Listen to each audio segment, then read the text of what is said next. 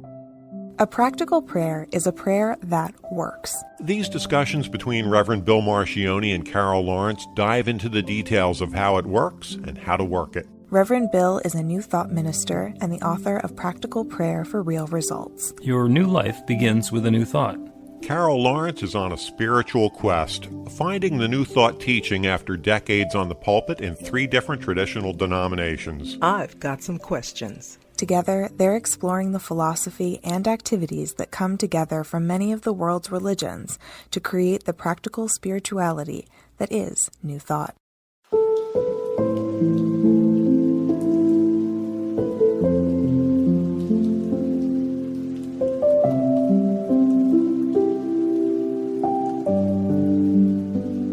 Welcome to the Practical Prayer Podcast. I'm Carol Lawrence, here with Reverend Dr. Bill Marcioni, and we're going to talk. You want to talk about the truth about God. Yes.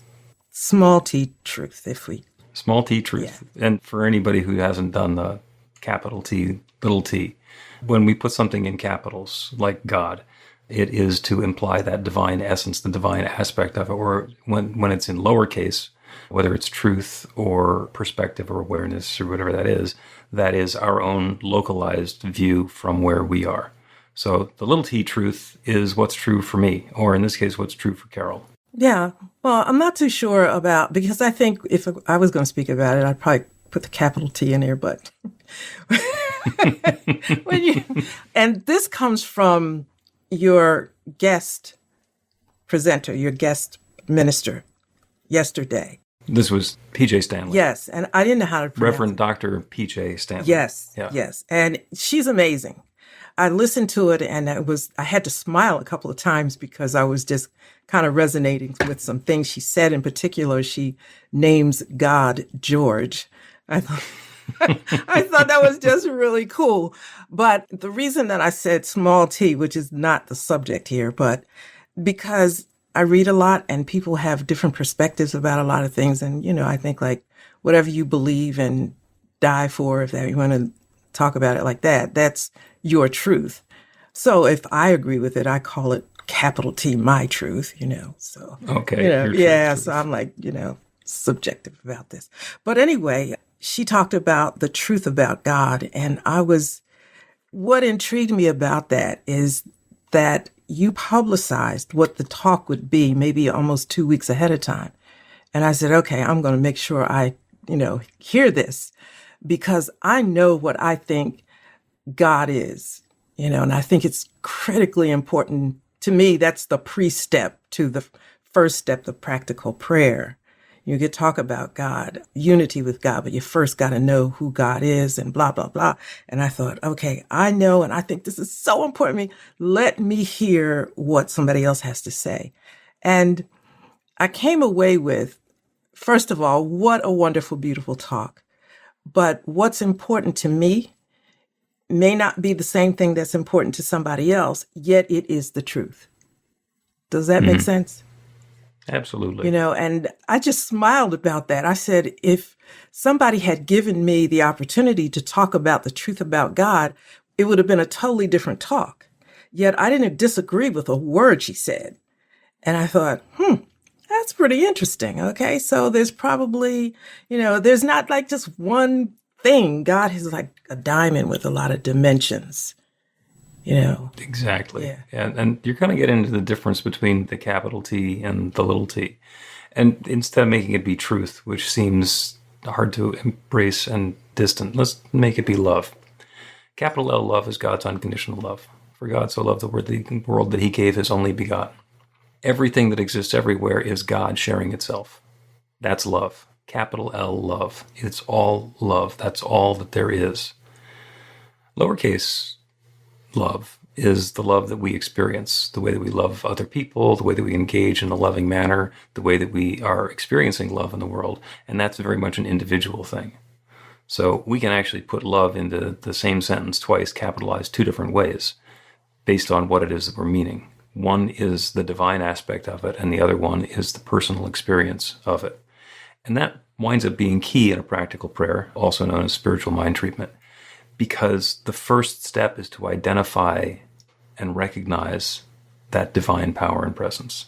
That's the first thing that we do in a prayer, is we turn our attention to the infinite. And it's one of those aspects. There are several aspects of the infinite. So God is harmony. God is balance. God is power. God is love. God is wholeness.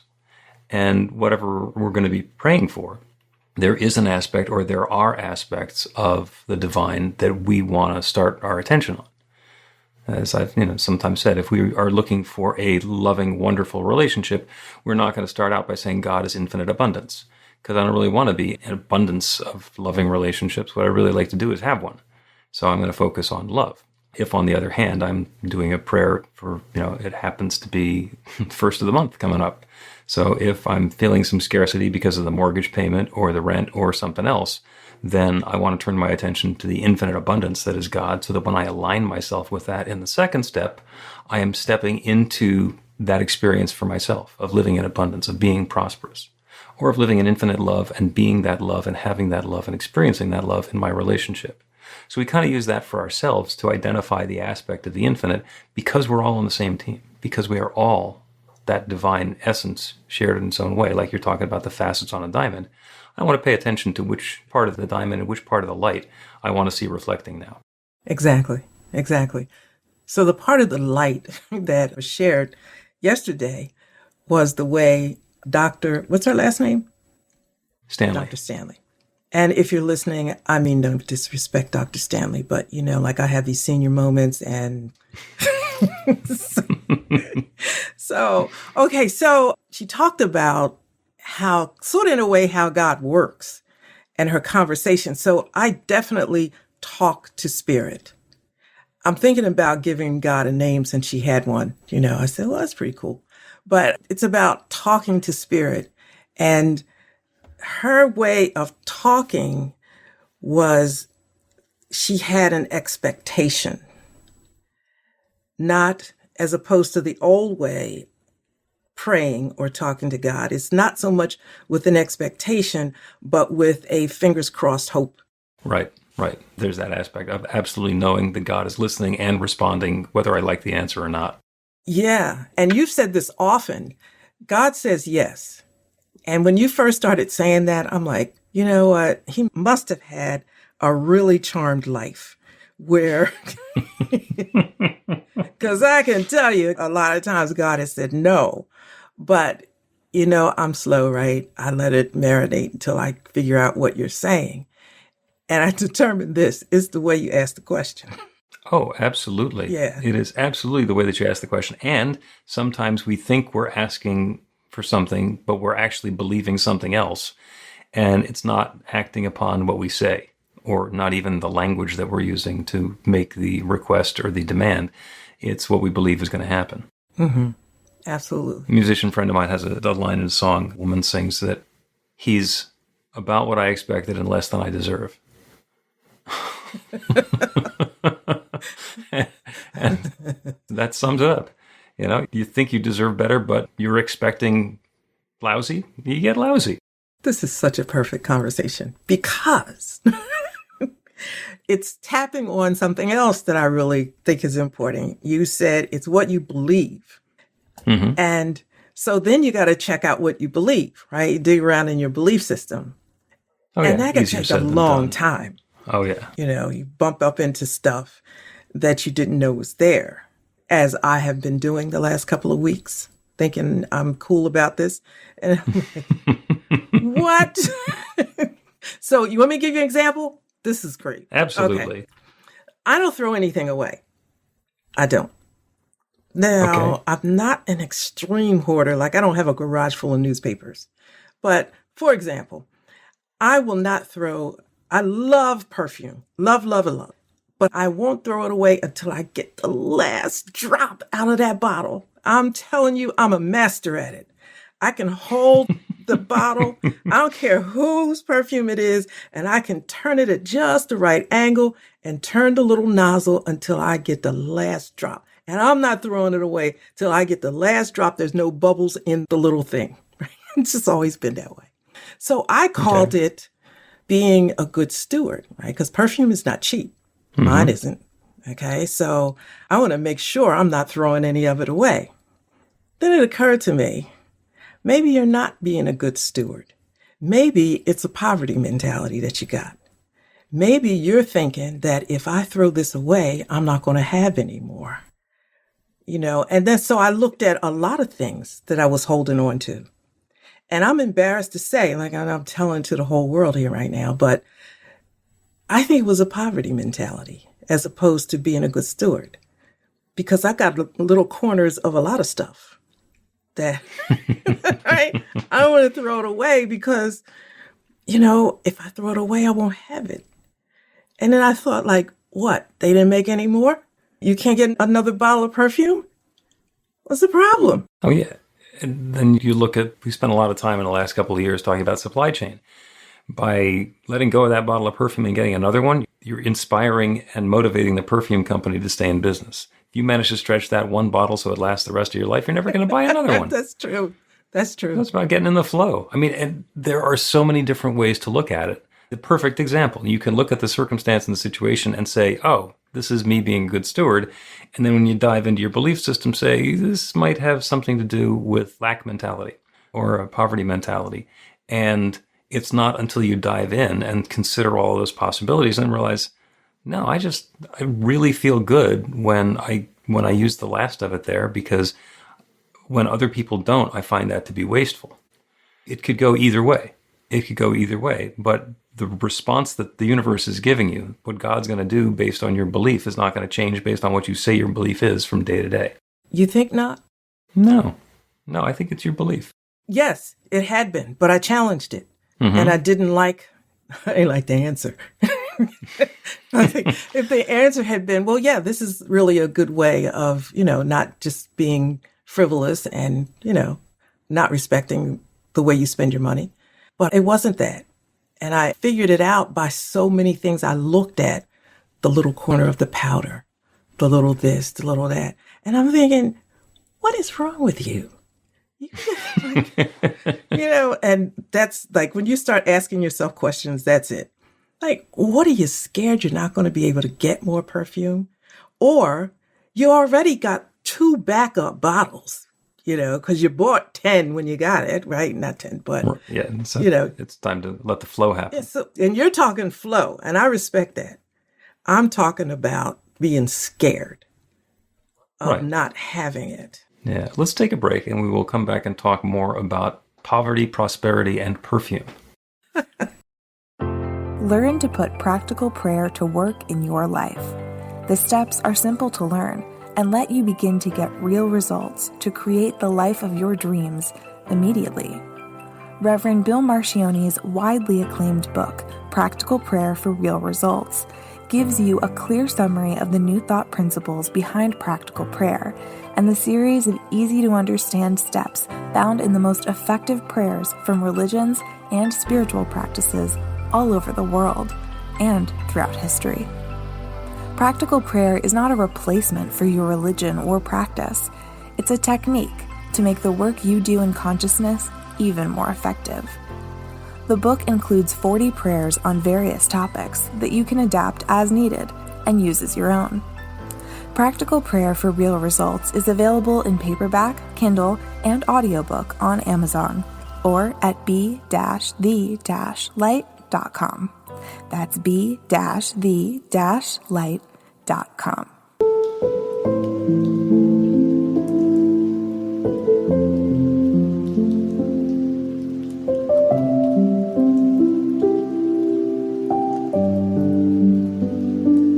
Welcome back to the Practical Prayer Podcast. I'm Carol Lawrence here with Reverend Dr. Bill Marcioni. We're talking about poverty, prosperity, perfume, and other P's. And the thing that comes to mind is that when there is a yes or no question, it seems like there are only 2 answers. The answer could be yes or the answer could be no. But when we dig into our belief system, as you're pointing out, the answer could be yes because I want it, or yes because I'm afraid of saying no. Or the answer could be no because I don't want it, or no because I don't believe I deserve it, or I'm afraid of trying to say yes and the possibility of failing if I do that, and all the rest of that. So there are multiple versions of that yes or no response.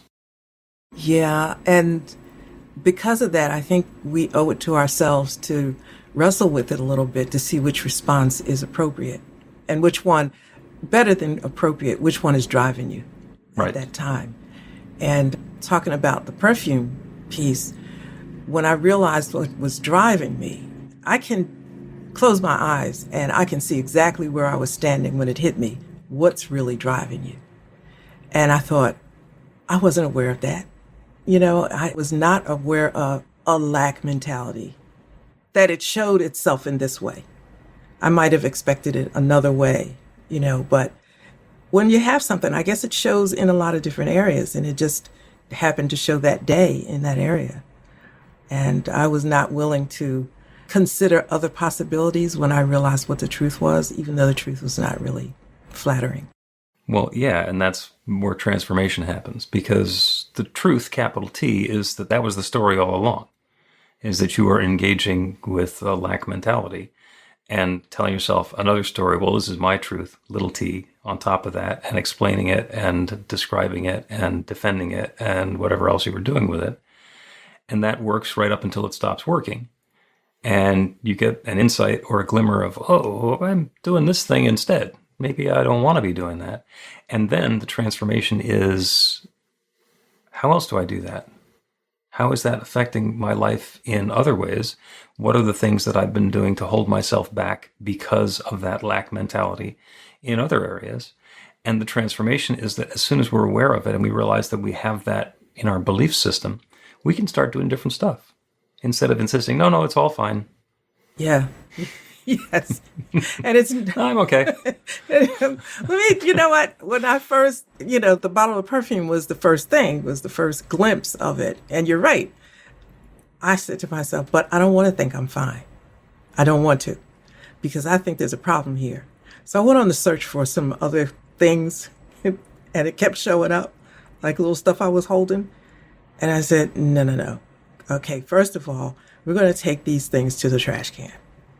A whole other episode on how difficult it was, that trip to the trash can. Another episode. But yeah, I don't like it, and I want it to change. And it has to be now. And okay. I said to Spirit, did you see that? Did you see that? Why you didn't tell me this before?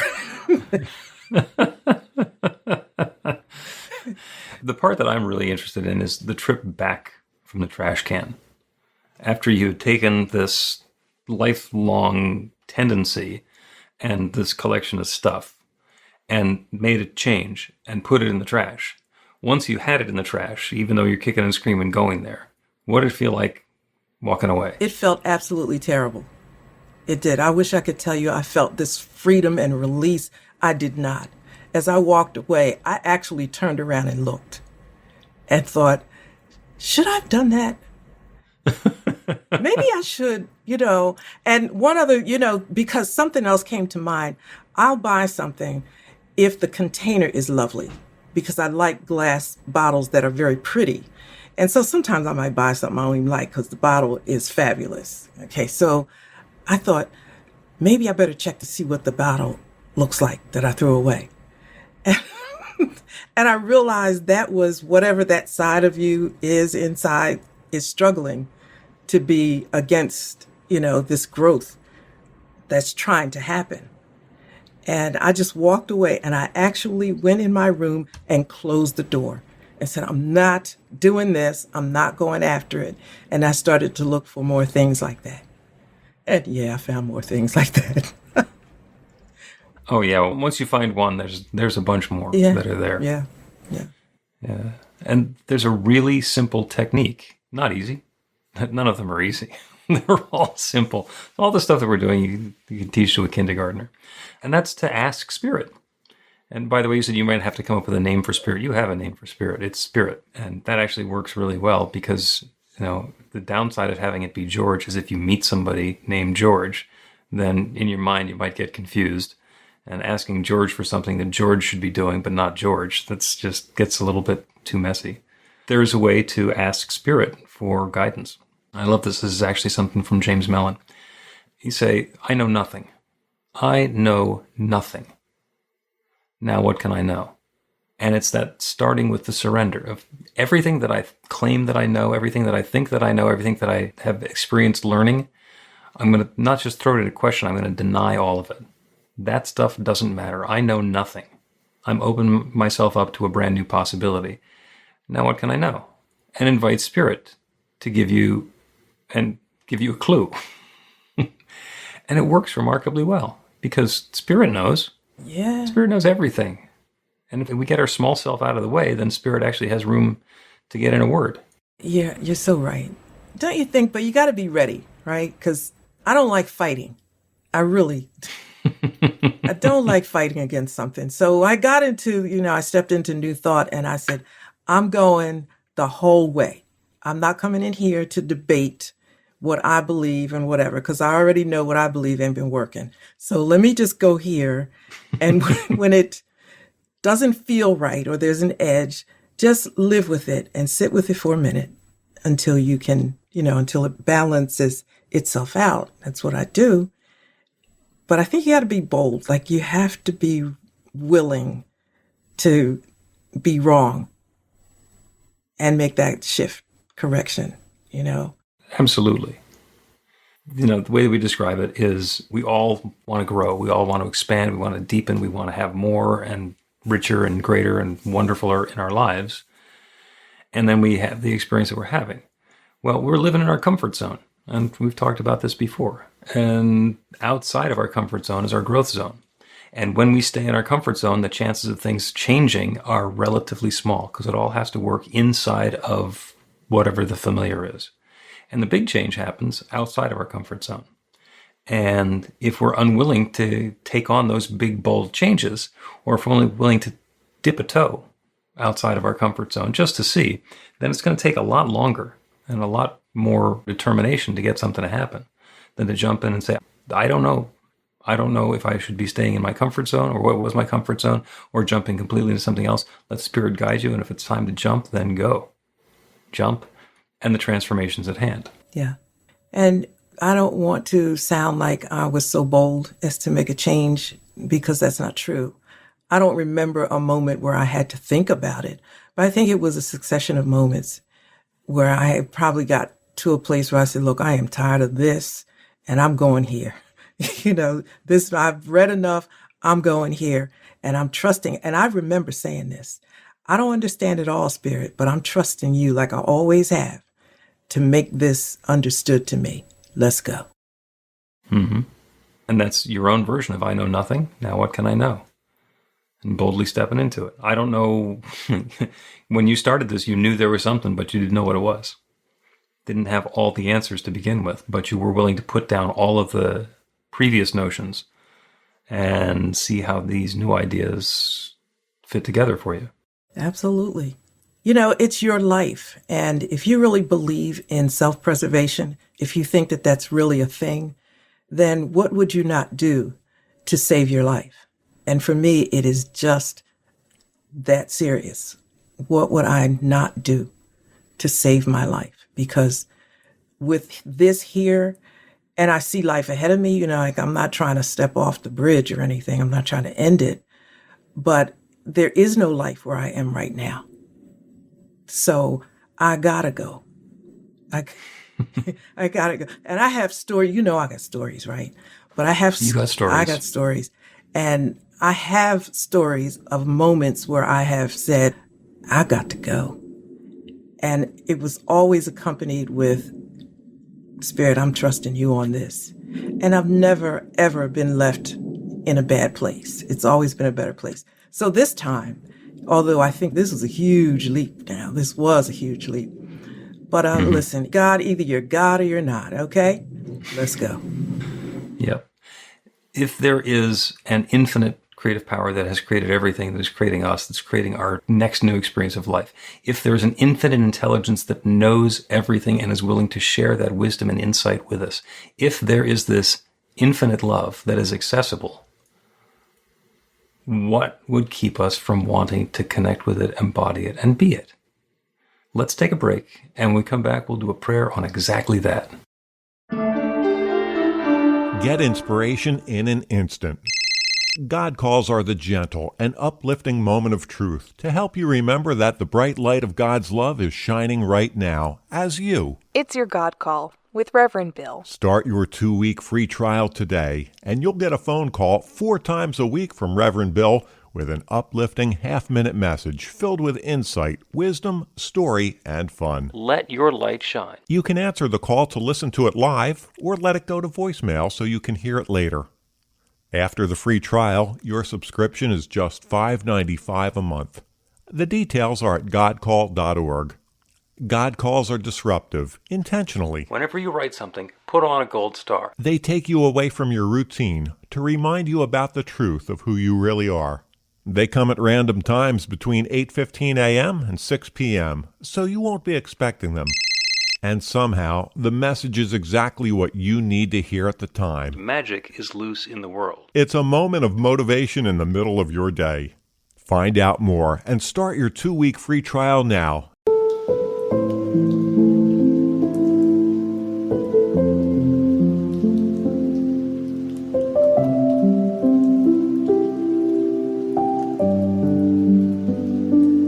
Welcome back to the Practical Prayer Podcast. I'm Carol Lawrence, here with Reverend Dr. Bill Marcioni, and let's continue. Yeah. So we were talking about the infinite creative power that creates everything, that limitless intelligence that knows everything, that divine love that expresses itself through everything, that limitless good that is available at all times. That's the way we describe God.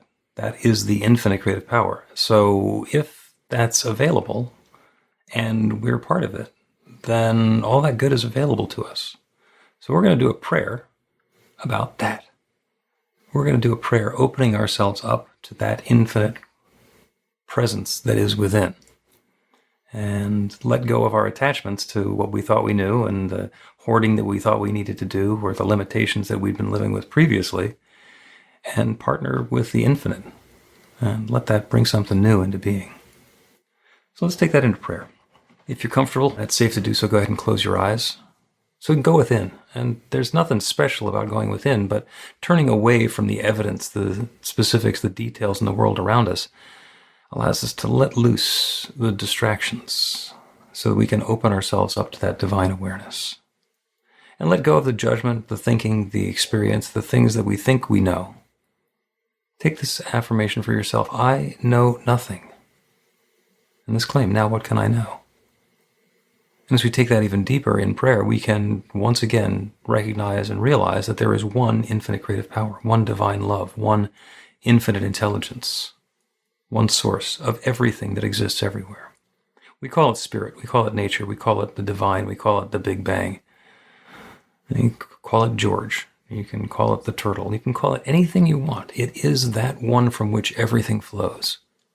Everything is that one expressed in its own unique and specific and special way. That includes me and each one who is within the sound of my voice, everyone hearing this prayer right here, right now.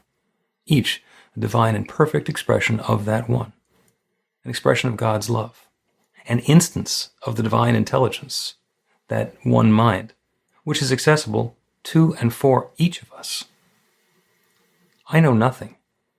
Now what can I know? And what I know that I can know is anything that is known anywhere is available to me now. That wisdom and insight and guidance is available to each of us right here and right now. And I know there's love, that infinite love that is the sharing of self, which has been true since the very beginning, as the infinite began sharing itself as and through and in its creation. And it doesn't matter what story we use to describe that, whether it's scripture or the Big Bang, or whatever story we have, there was in the beginning that one, and it began sharing itself to create its creation. And that sharing of self is the ultimate act of love. And that continues now. All of creation is that love taking its own particular form. That includes each of us. So we are love right here and right now. We're living in an abundant universe, infinitely abundant universe. This is a power that creates galaxies. It certainly has the power, the resource, and the ability to create whatever transformation we can imagine in our lives. Now what can I know? On behalf of each one listening, I open to the good that's possible for all of us, in whatever form it is taking. That guidance is at hand right here and right now, bringing each of us to a new awareness of our next perfect steps. I know nothing. Now, what can I know? And I know that love is unfolding. I know that wisdom is at hand. I know that guidance is in process. I know that creativity is here. I know that health and vitality, wholeness, richness, sweetness is all at hand right now. And I'm so, so grateful for it. I'm grateful for the good that's coming into each of our lives. I'm grateful for the stories that we get to tell. I'm grateful for the awareness and the understanding of this teaching and the absolute sure knowledge that this creative law that responds to a powerful intention is responding now. It's already saying yes. This good is already underway. And so with gratitude for this good, I speak this word, I let it be, I know it's so, and so it is. So it is. Managed to squeeze in some extra P's there, including perfume. I don't know how you do that.